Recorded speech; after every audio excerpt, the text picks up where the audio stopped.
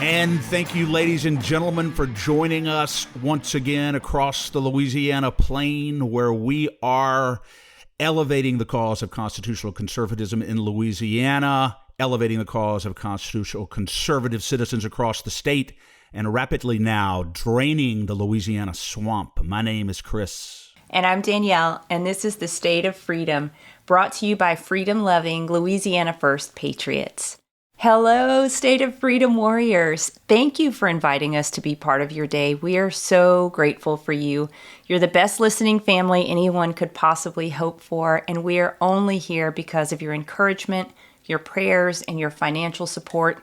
If you are looking for a way to support us, to advertise with us, or to send us feedback, please visit our website at freedomstate.us. We'd really appreciate it if you'd also help us get the word out and spread the reach of the State of Freedom. Please like the show on whatever platform you listen to us, subscribe to it, and share it. You can share short clips instead of the full episodes from our YouTube and Rumble channels, and links to those are always in the show notes and over on freedomstate.us. Today, we will be going over two of the biggest ticket items of legislation from the special session on crime, and we'll be getting to that very soon. First, let me read the scripture of the day. It is Psalm chapter 16, verses 5 through 8, and it says, Yahweh, you alone are my inheritance. You are my prize, my pleasure, and my portion. You hold my destiny and its timing in your hands. Your pleasant path leads me to pleasant places. I'm overwhelmed by the privileges that come with following you. The way you counsel me makes me praise you more, for your whispers in the night give me wisdom, showing me what to do next. Because I set you, Yahweh, always close to me, my confidence will never be weakened, for I experience your wraparound presence every moment.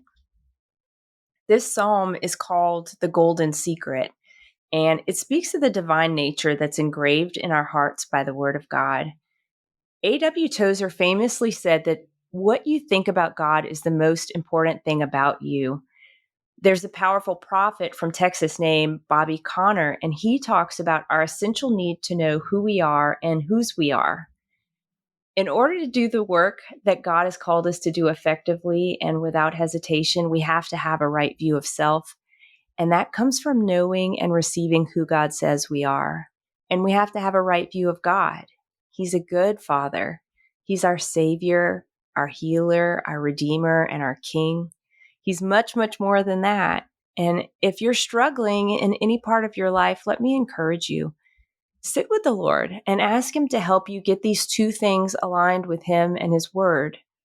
Our identity and our view of God are the essential issues that can be found at the root of almost every problem and struggle we face. So when we get these right, there's nothing that can stop us. You know, it's interesting, Danielle, you say our identity and view of God are the source of most of the problems that we face. You know, I grew up, my dad was a wonderful man. He, was a U.S. Marine and truly a very honorable man, raised 12 children and did a great job. But my dad was extraordinarily authoritarian in the way he approached us, and could at times could be very volatile. And I grew up very sort of afraid of my dad. My dad was very punitive toward us, and some aspects of my dad's and I's relationship were not particularly healthy because I was scared of my dad most of my life, and I sort of projected that personality onto God for many, many years. And for years, I was just deeply afraid of God. I thought that he was this punitive figure who was just waiting in the cosmos to lower an axe on me. And that was a cause and has been a cause of a lot of my pain and a lot of my struggle, because I was unable to separate the personality of my own father from our Father in heaven. And, over the years through, a lot of work and prayer and healing, I really have been able to recognize that image is really not the right image of God. He really is the God who, as you say, can whisper to you in the night, and bring you solace and comfort. And, and his demeanor is one of love. His stance is one of invitation. He is a God of justice, but I always get the sense that he would rather exercise compassion than justice, but he is a God of justice. So what a profound scripture that you read today. And it is so true. So many of the issues that we have are based on sort of faulty images of God, or really faulty perceptions of other things as well in life. Yeah. Chris, when you're saying that, it's the scripture also tells us that mercy triumphs over judgment. So not over justice, but over judgment. And I think that gets to your point as well.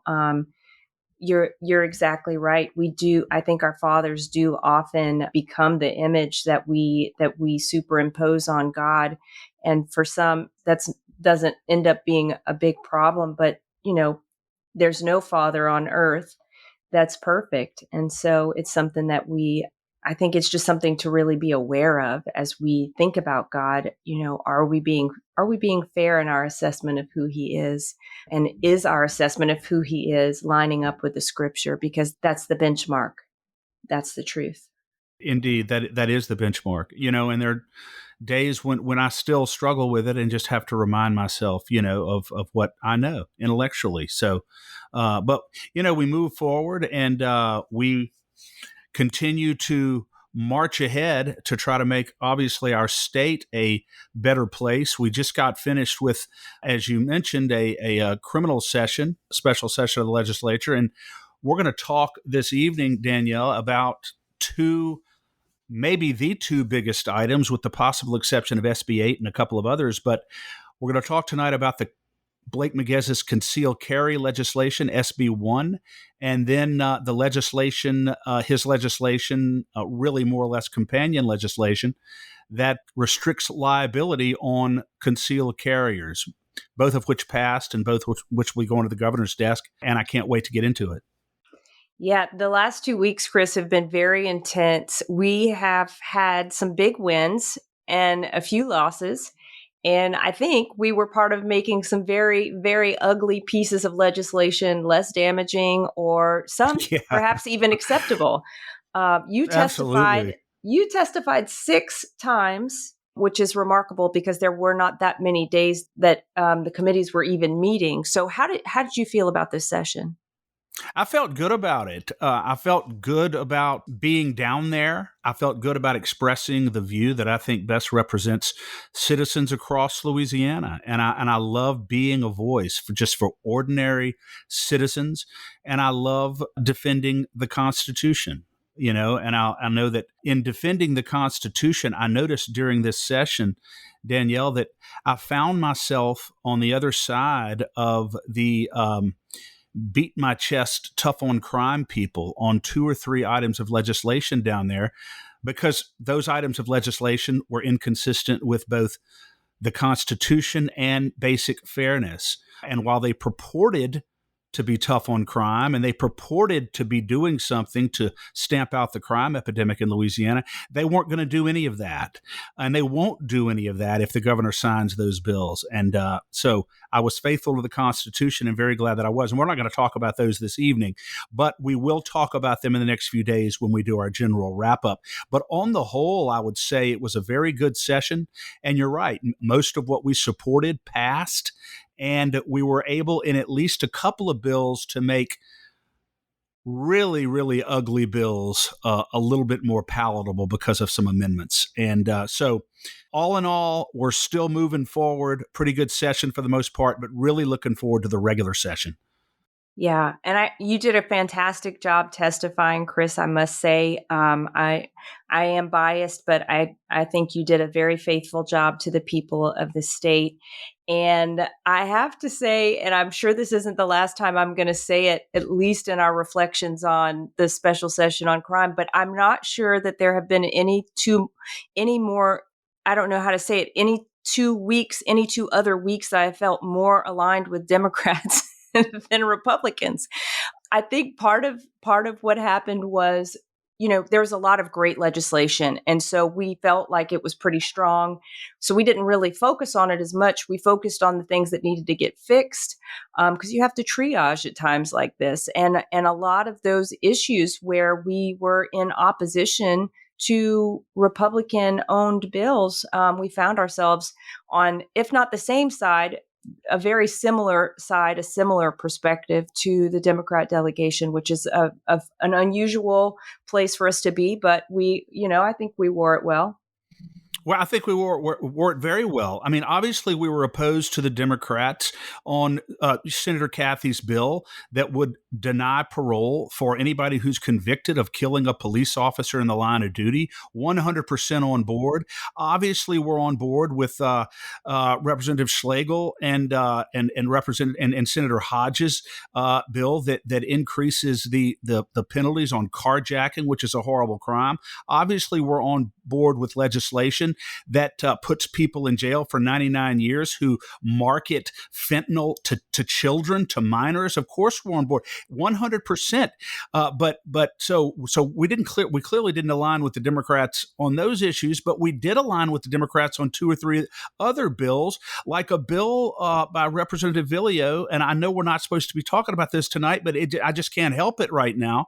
Where she's going to basically eviscerate the entire parole system in Louisiana and, divest the parole board from its traditional function of determining who is and who is not qualified for parole. And parole system is about the only aspect of our criminal justice system that works quite effectively. And they're going to eviscerate it and let the legislature make a blanket determination that nobody's getting parole anymore in Louisiana.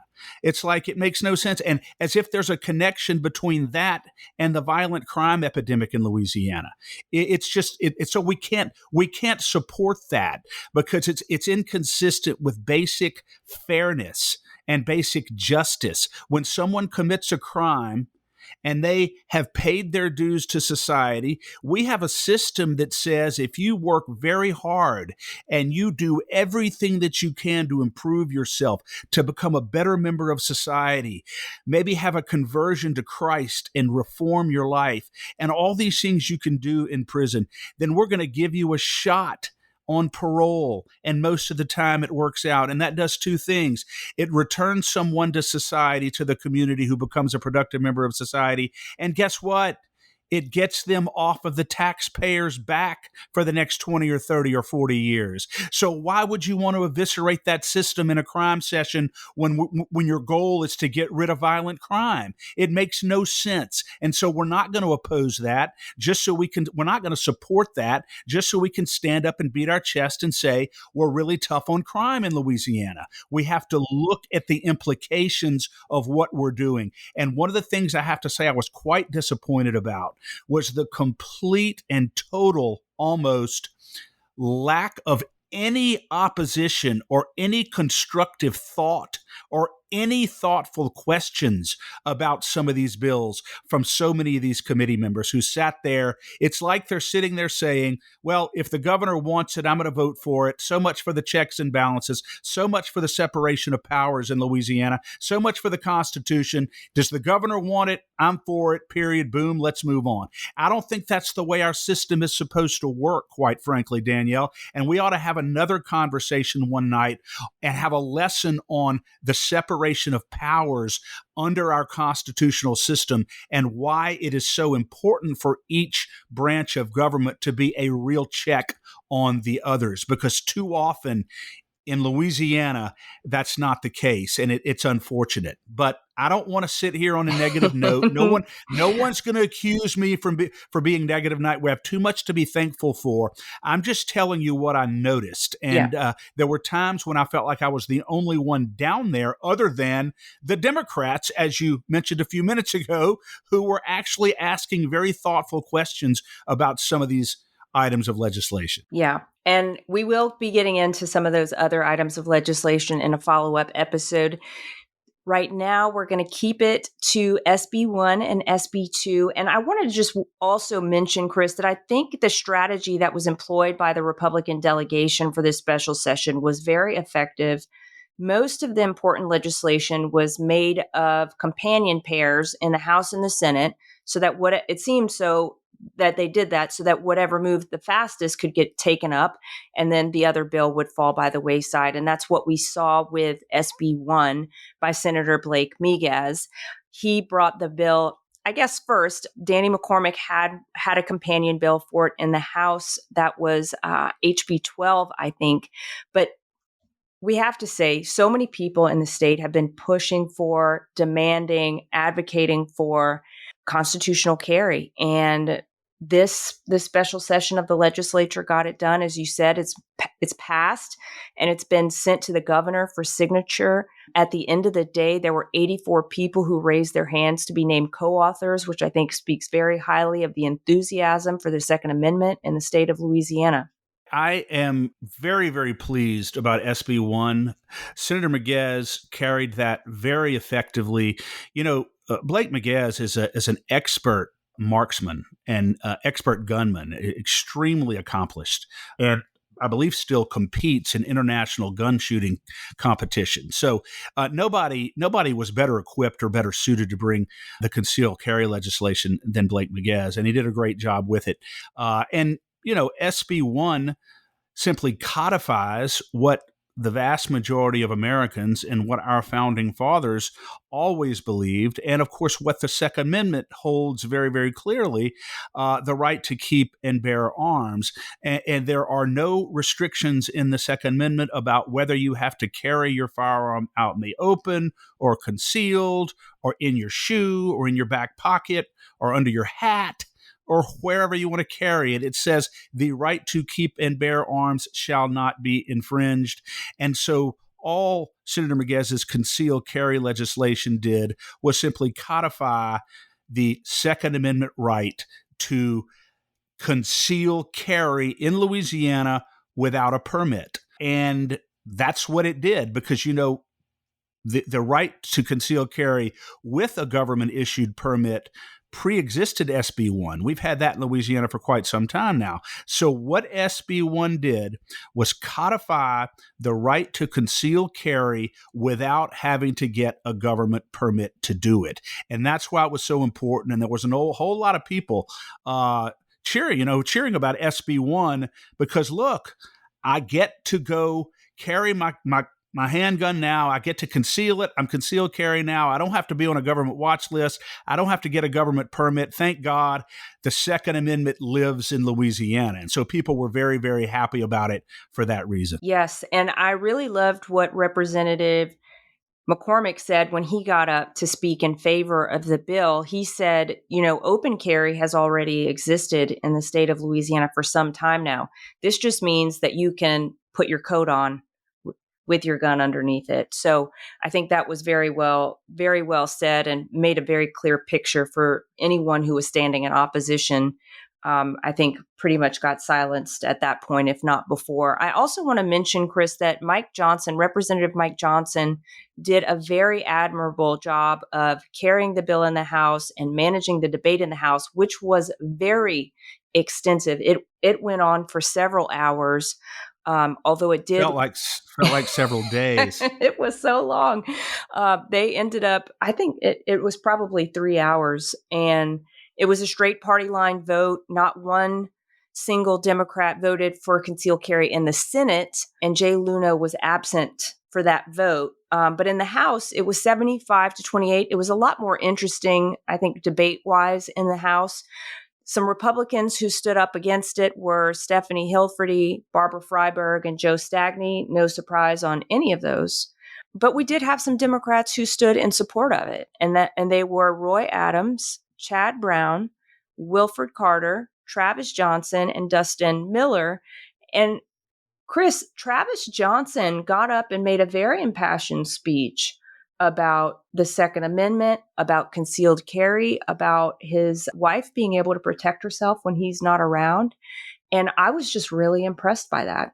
I was extremely impressed by Travis Johnson. He's someone that we need to keep on our radar screen when it comes to these gun issues, because he obviously understands the importance of a citizen having the right to protect himself. I was very impressed with him. And as you said, a number of other Democrats joined in as well in voting for SB 1. I was really entertained, I have to tell you, by some of the questions of the opposition. And just when you thought some of the questions that were being directed at Representative Johnson, who was carrying, as you said, the bill in the House, could not get any more irrelevant, comical, ridiculous, incongruous. One of the Democrat leaders in the House asked Representative Johnson, in a grand Perry Mason moment, apparently, whether he had had the opportunity to discuss the legislation and get the feelings of any of the criminals, and about how the legislation might affect them. And at that point, Representative Johnson responded with a little bit more enthusiasm than he had been engaged in before, and finally said, "I don't care what criminals think. I don't care what the criminals think. I'm not going out and consulting with criminals in order to find out what they think about this legislation, or whether they're going to be in a good position, or whether or not they think it's a good idea." He goes, "I don't give a damn what the criminals think." And that was the sort of the beginning of the end of that line of questioning. And seems like about another week went by before the session finally ended, but it was over. But I'm just grateful that we got SB1 passed. I'm thankful for Blake Miguez. I'm thankful for Representative Johnson for handling the bill so well in the House. And concealed carry is a reality in Louisiana. Yep. And for all the people who have fought for it for so long, I mean, how many times has this bill been brought and killed and brought and killed? It's time. People have been long awaiting it, and now it's a reality. I think it comes into effect July 4th of this year, which is very appropriate. July 4th. And just to reiterate, because, re-election, I suppose, will be here before you know it. And who knows, maybe these legislators' constituents may know about their vote well before then, if things go according to plan.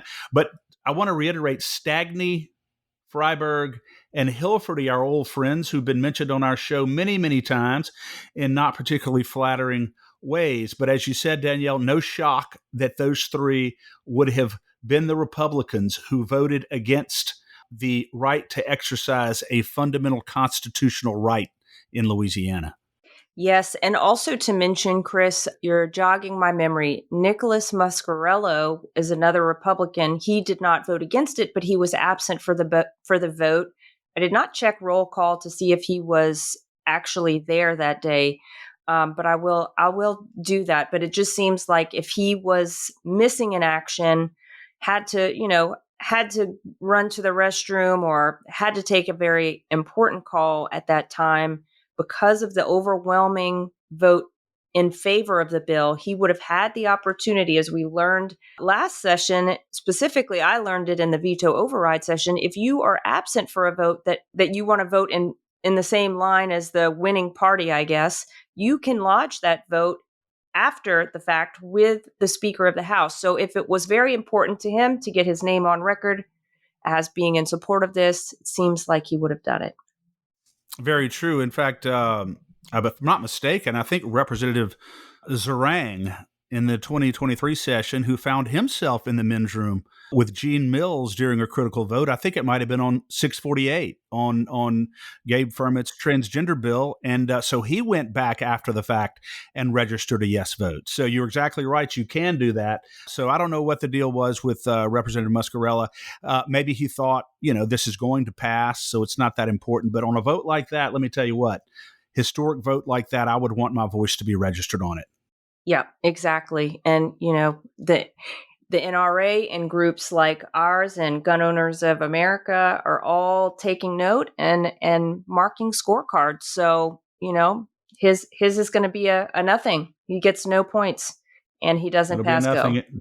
Well, don't think that there's not going to be somebody out there probably using that against him on a campaign, down the line. It probably will happen. And I don't have anything against Representative Muscarella. I don't know him that well. But, the listeners obviously have a right to know who was there, who wasn't, and who voted which way. Yep, exactly.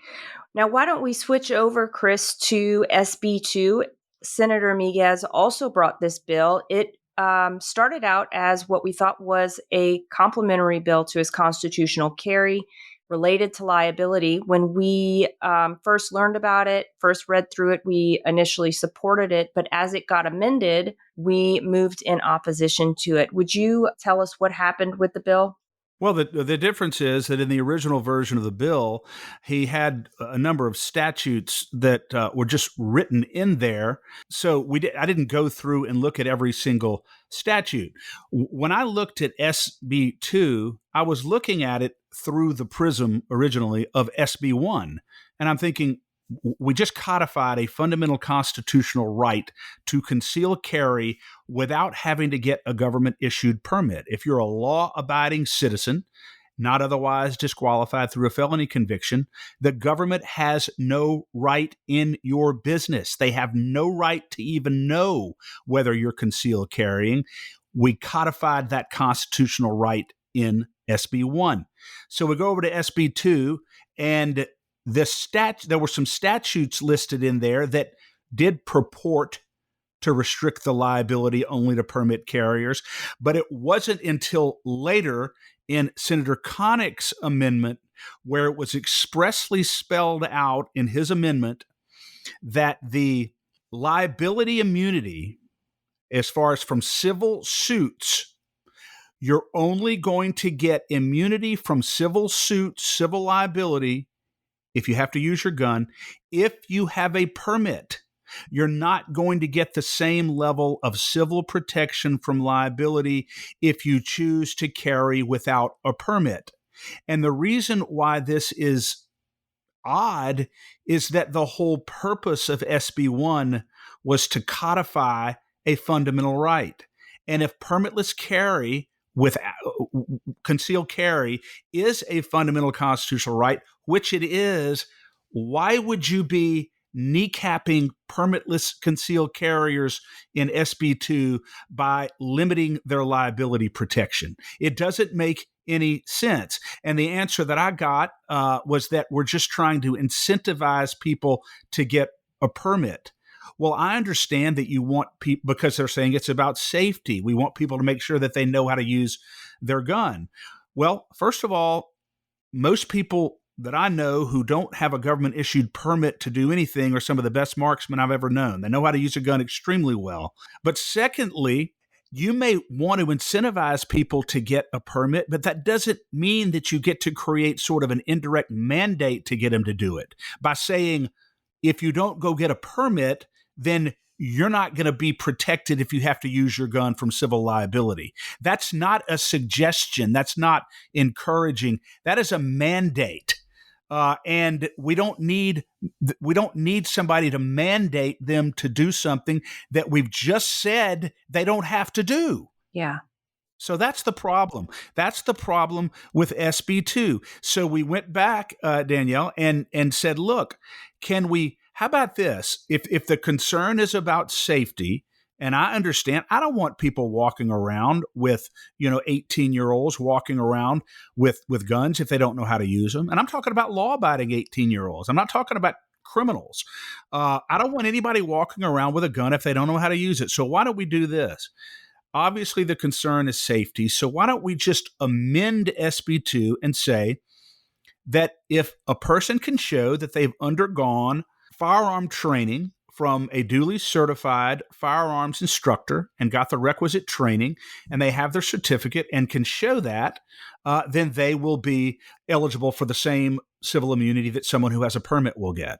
Well, they were not interested in bringing that this session, but we have gotten some word that in the regular session, there will be an amendment, hopefully, to SB 2 so that permitless concealed carriers will be put in the same position as permitted carriers when it comes to their exposure to civil liability. Yeah, very well said, Chris. And I think this was a tricky one to unpack, but whenever we saw what was really going on, it was extremely concerning, because here you have potentially thousands of permitless concealed carriers celebrating the fact that, hey, now we can actually conceal carry without fear of being arrested or whatever else. And they get into a position where they are concealed carrying without a permit. They have to protect themselves. In a moment of self-defense, they may fire their weapon. And what does that leave them with? That leaves them completely unprotected from future lawsuits. If they shot the guy, for instance, in the leg, and then later he wants to come back and sue, even though there was no felony charge, there was no wrongdoing, he wants to sue them for damages. Or if they killed him, his family could come after them. This is talking about an aggressive criminal coming after you in a civil suit for damages. So I think it's completely wrong-headed. It completely flies in the face of the entire point of SB 1. So we wanted really, really to make sure that our listeners understood what SB 2 does. It did pass.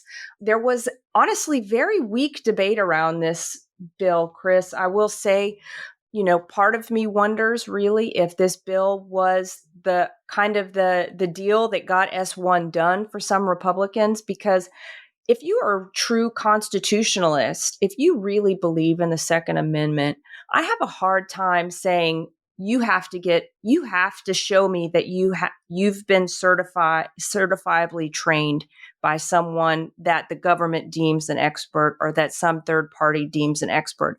Because as you said, Chris, the Second Amendment explicitly says that the right to keep and bear arms shall not be infringed. And that means with any government regulations added on top of it. So here we are trying to peel back government regulations, and we just slap another one on it.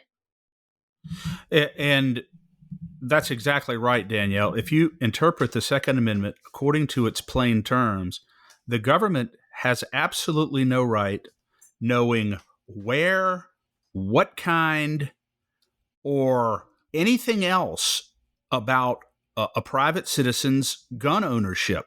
Where he keeps his gun, where he travels with it, what kind of gun he has, how he uses it. The government simply has no right. That's what shall not be infringed means. That's what it means. And guess what? Requiring a private law-abiding citizen to obtain a government-issued permit in order to own and operate a firearm is an unconstitutional government infringement, which is the whole purpose, as you said, for SB 1, to get rid of that unconstitutional infringement. And then we go over to SB 2 that basically re-infringes. just what they were re-infringes by saying, you know what, all 50,000 young men throughout Louisiana who are law-abiding, who are now able to perfectly safely carry your concealed firearm without a permit. Good for you. Congratulations. But by the way, if you ever have to use it, you don't get the same kind of liability protection that someone who does get a government-issued permit gets. So it really sort of eviscerates SB 1. We've got to get that corrected because there are really no grounds constitutionally for this mandate in SB 2.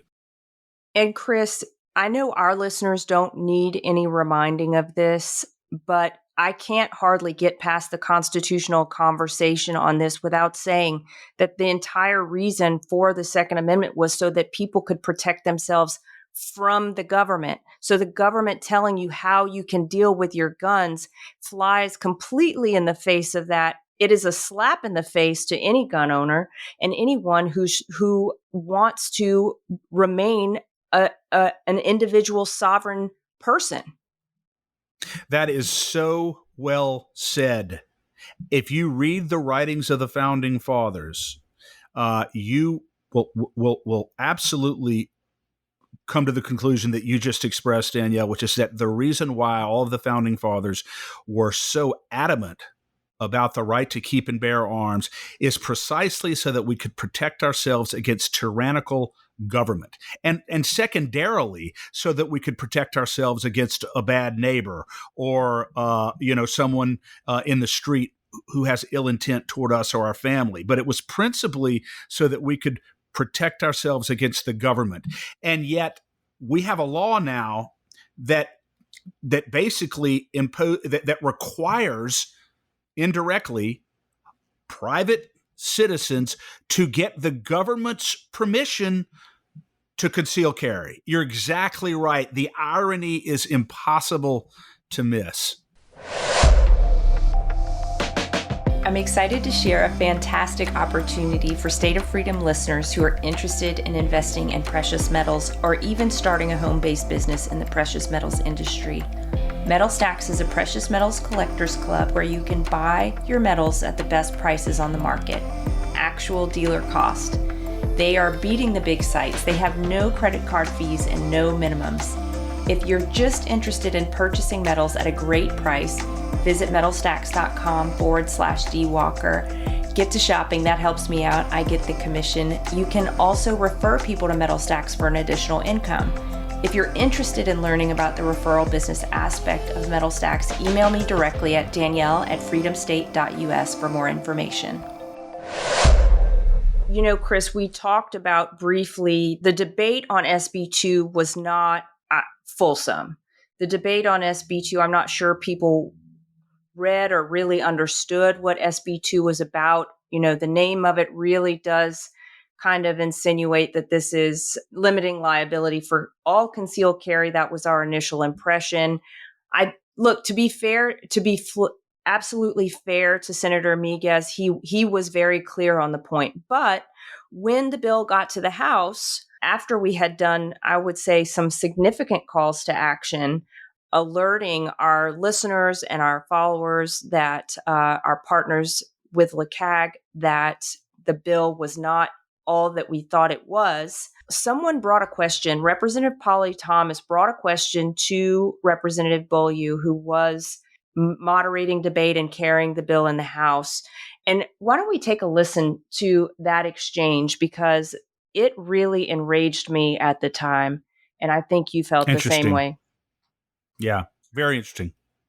Representative Beaulieu, does this law protect all lawful concealed carriers acting in self-defense from baseless lawsuits? Yes, ma'am, it does. And that's the whole basis of having that concealed carry permit is to go through the training, to go through the understanding, to prove that they have done that, and it's to do exactly what you said for themselves and their family. Okay, thank you. Thank you. Chris, what does that say to you? Okay, so Representative Thomas asks Representative Beaulieu in a very straightforward way, does this law protect all lawful concealed carriers in Louisiana from baseless lawsuits? Well, according to SB 1, permitless concealed carriers are lawful concealed carriers. And she asked him that question, and he said, yes, it does. When in fact, it doesn't. It only protects those who have a government-issued permit. And he sort of contradicted himself after he said, yes, it protects everybody, because then he begins to explain and justify the permit. So, he really was not even consistent in his answer, but he was just downright wrong. I don't know whether he was mistaken or whether he didn't really know what the bill said. I'm not sure. But the fact of the matter is that SB2 absolutely does not protect all lawful concealed carriers in Louisiana from baseless lawsuits, which was the whole basis of our objection. So that's interesting. It's interesting. And what really burned me up the more I thought about it was I could see that she was reading from a paper, and the messaging sounded very familiar. And as you know, and as our listeners know, we did significant calls to action on this. And that sounded very, very much like the subject line from one of our calls to action. So I think that if I had to guess, Representative Thomas was reading a letter from one of her concerned constituents, probably a LACAG advocate, and that concern was met and disregarded in an untruthful manner. It was not he did not represent the facts whenever he said that every lawful concealed carrier will be protected, because under this law, as you very clearly laid out, Chris, they will not. They absolutely will not be. It would have been nice, Danielle, if Representative Thomas had followed up and said, "Well, are you sure about that, Representative Boyer? Because permitless concealed carriers seem to clearly be excluded from the scope of the liability protection in SB 2. I'm reading it right here. So, could you explain that a little bit more? And perhaps that exchange, if she had followed up on that just a little bit more, would have alerted all of the members of the House that there really was a discrepancy in SB2 and that permitless concealed carriers were in fact being discriminated against in the bill. But it didn't happen that way. It didn't go down that way. It did pass. And I want to tell you this, Danielle, I agree with you about Senator Miguez. I think Senator Miguez was very straightforward. I think he was very honest about what the bill did.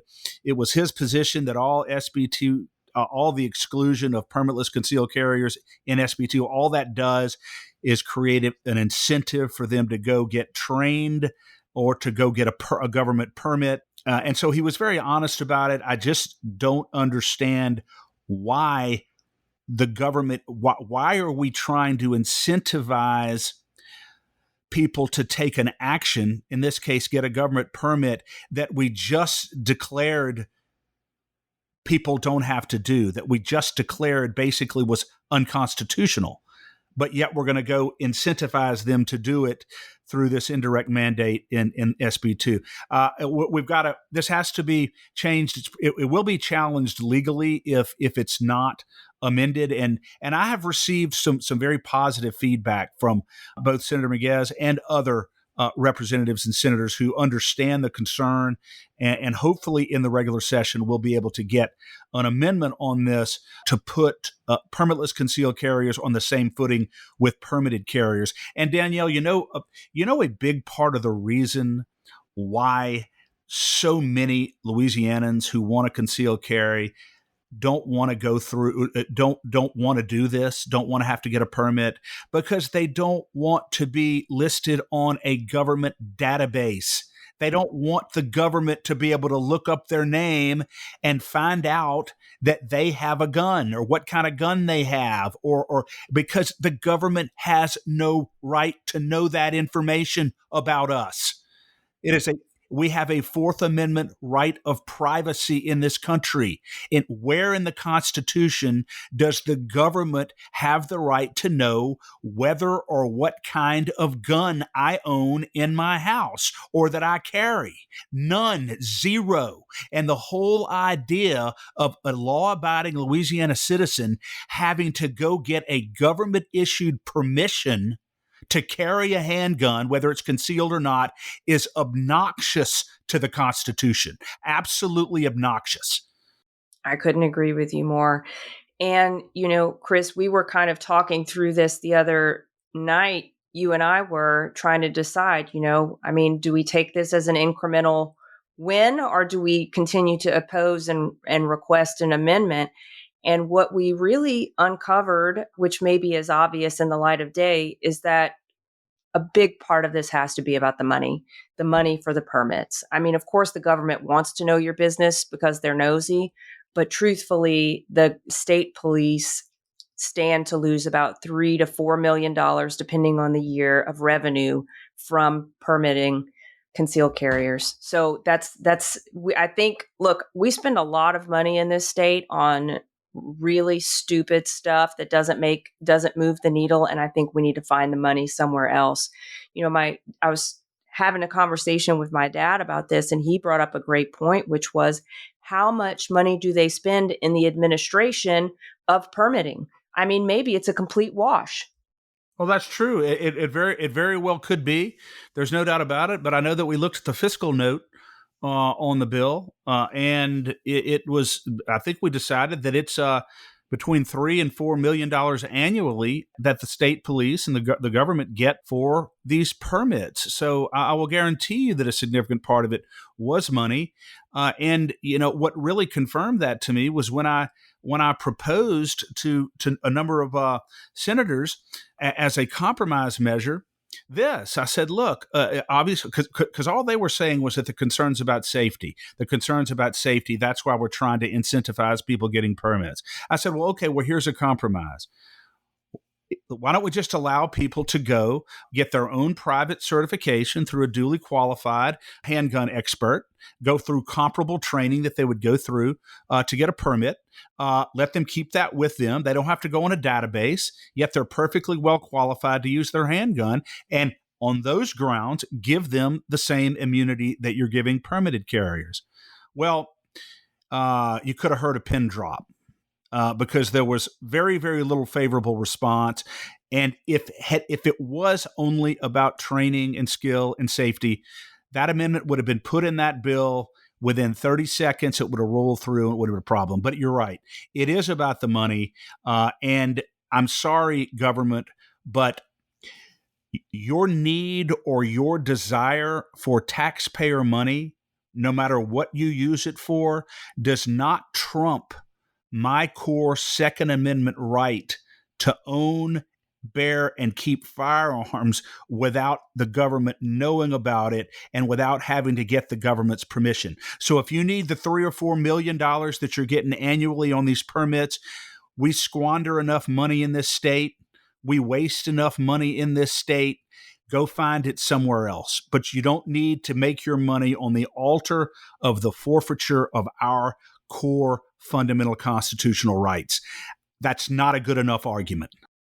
Well said, Chris. And maybe I'll just also just mention that the way that the vote went down in the Senate, it was a party line vote with Mark Abraham as the only Republican who did not vote in favor. He wasn't against it. He was absent for the vote. And in the House, it was a straight party line vote with the Democrat Travis Johnson joining the Republicans on that one. Yeah. So that's the way it went down there. And we are very, very optimistic, Danielle, about, again, based on some conversations that I've had, that this will be cleaned up in the regular session. And, you know, one of the reasons, Danielle, and this is somewhat speculative, but also maybe a little more than just speculative, but I think that one of the reasons why conservative legislators sometimes don't speak up in situations like this when they should is that they know that they have legislation coming down the pike, legislation that is important to us, legislation that will matter to us, and they don't want to risk jeopardizing that legislation. It's unfortunate that it's that way. So I don't think necessarily it's a lack of courage. I think that sometimes it's a tactical decision that they make to try to keep together the coalitions that they're building on their own legislation because they want to get that through in order to help us. So I just want to try to give them the benefit of the doubt on that. Ultimately, the issue in our state is that since Huey Long 100 years ago, our governor has way too much power. Or is it that our legislature is not asserting itself collectively often enough the way that it should? I'm not sure really what the answer is, but I do know that our Constitution contains the separation of powers. Our legislature is supposed to be a check on the executive is supposed to be a check on the legislature, and both are supposed to be a check on the judiciary, which is supposed to be a check on both of them. And it doesn't always work the way that it should. So hopefully it will in the future. But I think in the long and the short, I think SB 2 is going to end up in good shape for permitless carriers in Louisiana, but we have an obligation to let them know what the status of it is right now. Yes, and we will be giving a good rundown, I think a pretty comprehensive one of the rest of the bills that we mentioned in our preview episode.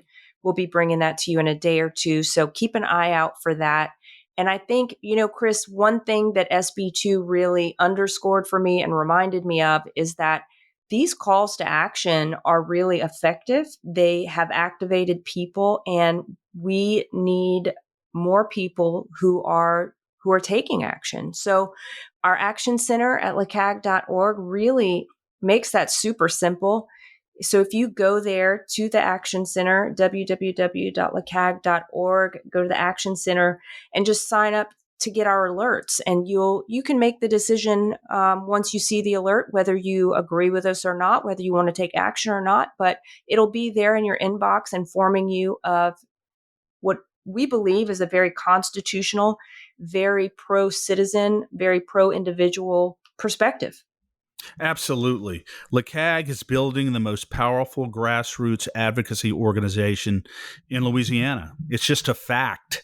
We had hundreds and hundreds of calls to action that went out, and we are continuing to build our resources, continuing to build our infrastructure. We have something coming to you soon that we can't talk about yet that is going to revolutionize the way all of this is done. So grassroots advocacy works. So please go to lacag.org, as you said, Danielle, and sign up for our action alerts. You just have to press Action Center and then sign up for the action alerts.